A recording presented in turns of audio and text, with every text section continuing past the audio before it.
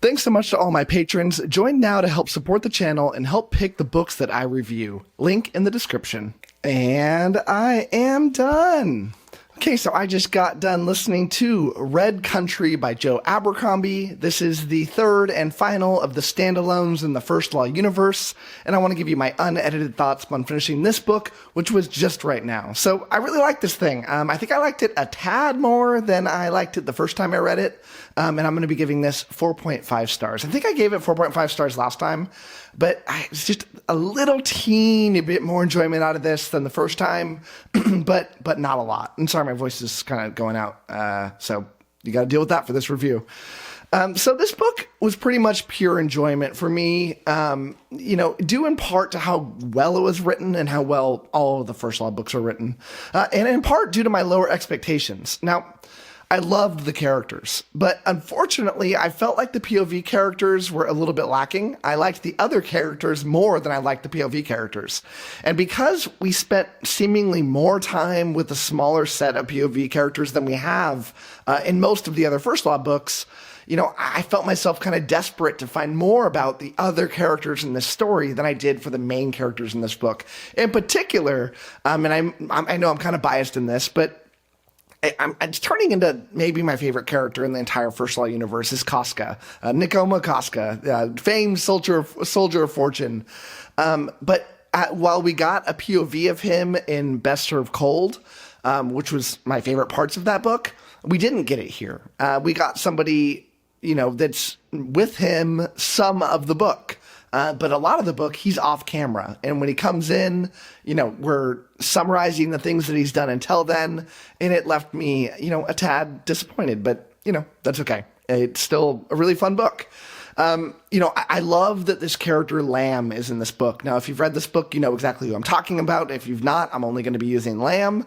But you get an idea within the first few pages that Lamb is not who he says he is, that he's somebody else that we may know in the series. And even though that it's pretty obvious who it is if you're really paying attention, I feel like I would have loved the suspense on who he was to last a bit longer. Now, I've said extremely positive things about the audiobook narration of this series. I think Stephen Pacey, his performance in this series is the greatest audiobook narration performance that I've ever heard, in part to how good his individual characters are, in part due to the inflection that he puts on his voice to dramatize things, and in part at the wide variety, and I really emphasize wide here, but the huge variety of different voices that he can do is not only impressive, but really perfect. I mean, I find that my classification for a good audiobook narrator to a bad one is if they can keep me captivated in their voice. And a big part of that is showing differences in their voice between the different characters. And I can even like some audiobook series and narrations when there's not a lot of difference in the voices, as long as they really put their all into it and they have a good quality voice. Stephen Pacey's voices are so iconic that you could tell me one word in many of their voices and I would know exactly who it is. It's truly a work of art in a way that I've never read before. But the quality of Stephen Pacey almost hurt things in this book, and let me explain. There are two characters in this book, mostly one, that as soon as Stephen Pacey starts talking, you know who it is, because of what I just described, and that his voices are so iconic. And I think the reader was supposed to not know who it is for at least a little bit of the book. And then when you start to realize it, you're like, oh, that's cool. And you're waiting for confirmation. And when it finally hits, you're like, yep, I'm smart. But when the first word that Stephen Pacey utters from this character, you're like, oh, that's X. And that's unfortunate, right? And, what is Pacey supposed to do? I'm sure that he knew this when he was going into it, but he can't change the voice. The voice is the voice. But it kind of sucks. And there's another character later on in the book that's definitely supposed to be a surprise, but it's not because of this. And, that's a shame. I would still recommend the audiobooks for this. I feel like the pros of the audiobook narration certainly outweigh these couple cons, but, I want to throw that out there, that this is the only time in the entire series where there is even the smallest negativity about the voice acting. And that negative is because he's so positive that it ends up turning into a negative. The other thing that I felt kept this book back from being to the quality of some of the other ones, because up until this point, on my rereads, I've given the 5 books preceding this 5 stars. And this is the first one where I've given less than that. And I think the biggest reason, aside from the things that I mentioned before, which are excusable, is that it lacked that punch in the final, quarter of the book that literally all of the other First Law books have had. There was definitely a quality conclusion to this story, but it lacked that suspense and the surprise that I've come to expect and love from this series. It also, in my opinion, had probably the least satisfying ending, even though it was very true to classic Western stories that this book was very clearly trying to emulate. Now, I'm a big Western fan. I have not read a lot of Western books, but I consider myself a major fan of Western movies.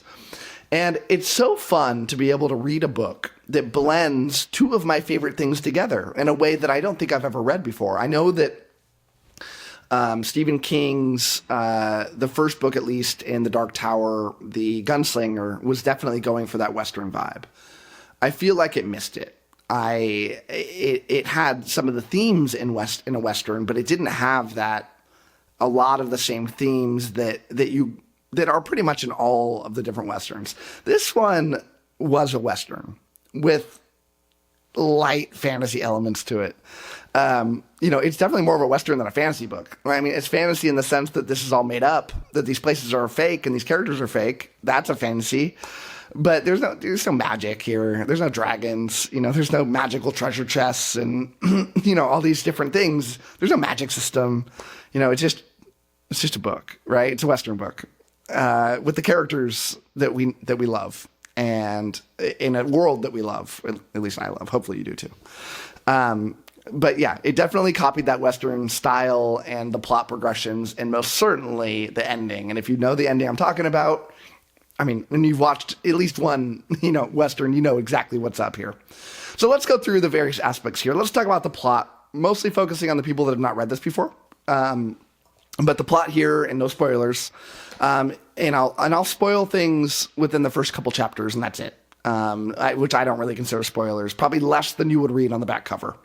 But you've got this main character of the story. Her name is Shy South, and she is an older sister to 2 siblings, and the siblings immediately get taken. They are captured. You don't know by whom right away. And she, along with her stepfather, Lamb, decide to go rescue them. Very classic Western sort of story, right? And the entire story is about them trying to rescue them.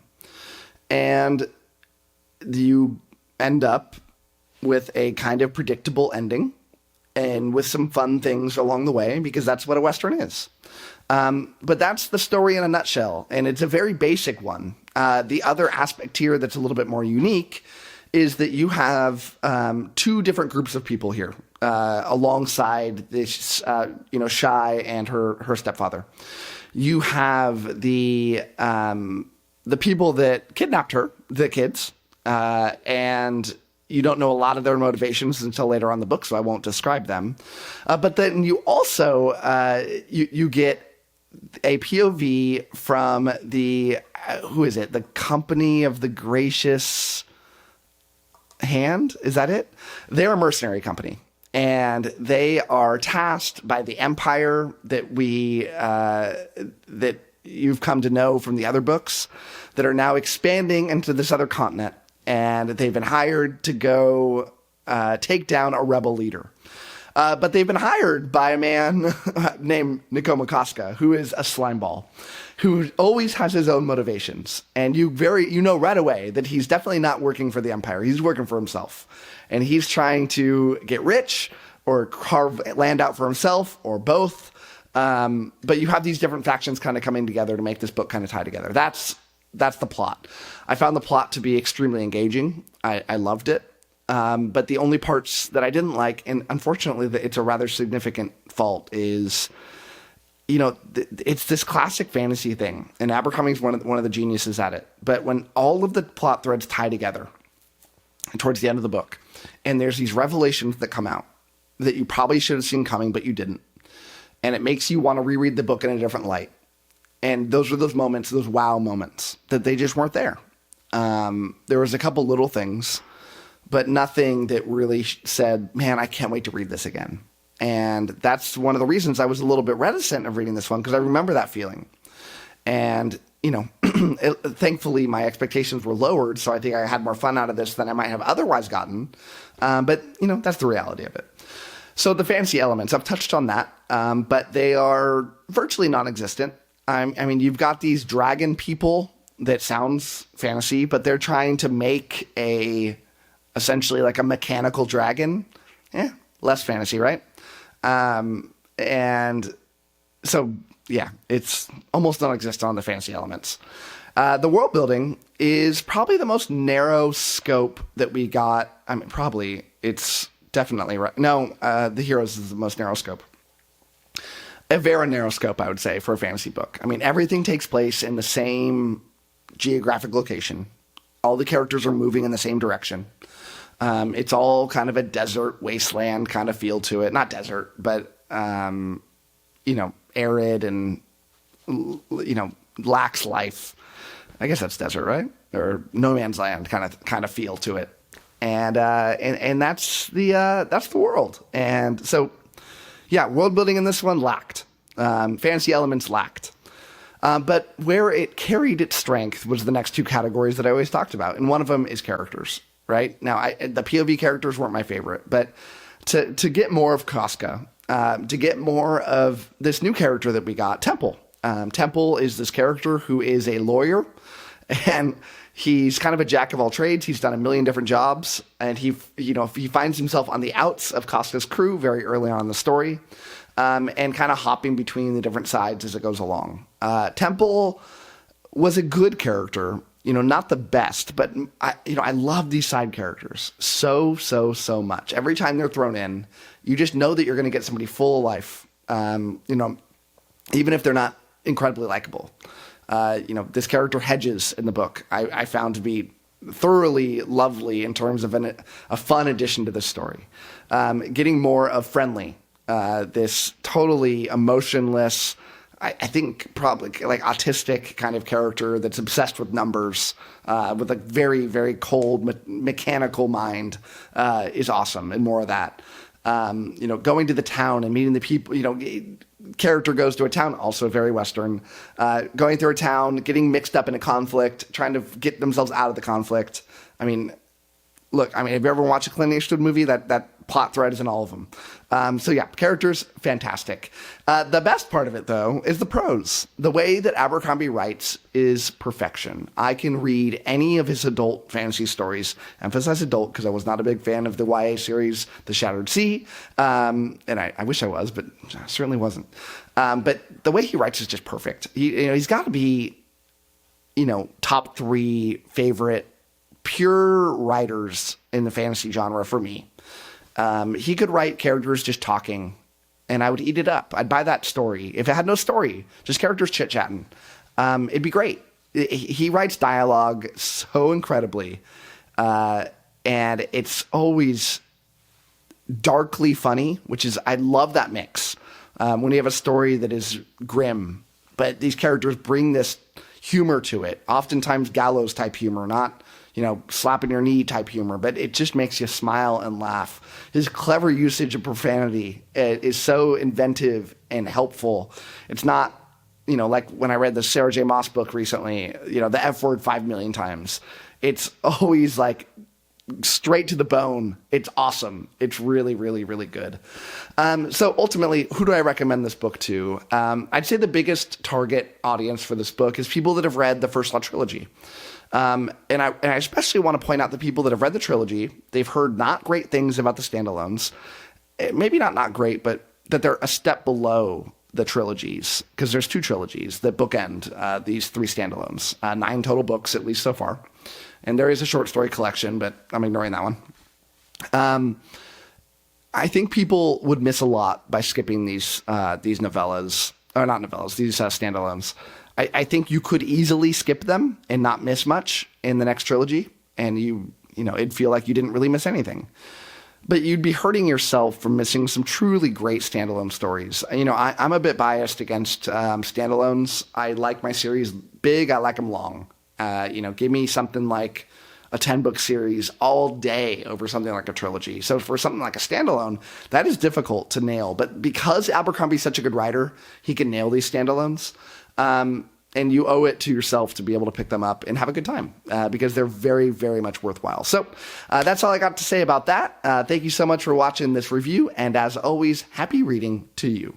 Thanks again to all my patrons, with a special shout out to my Ascendant tier and Librarian tier patrons: Anna G, CJ, Doust, Darren, Gregory, JD, Jonathan, Nathan T, Nev's Book Channel, 𝗏𝗏𝗏, Ron Reich, Russell, Ryan L, Sydney Baker, Tay C, Tahir, Anna, Andra, Blair, Brock, Evan, Harry B, Joe UK, Kat Mick, Michael Sugarman, Philippe, Sky, Wacky, and Zion. Thanks for sticking to the end of this video, and if you want to watch some more content from my channel, click over here and I've got some good videos for you. Thanks so much.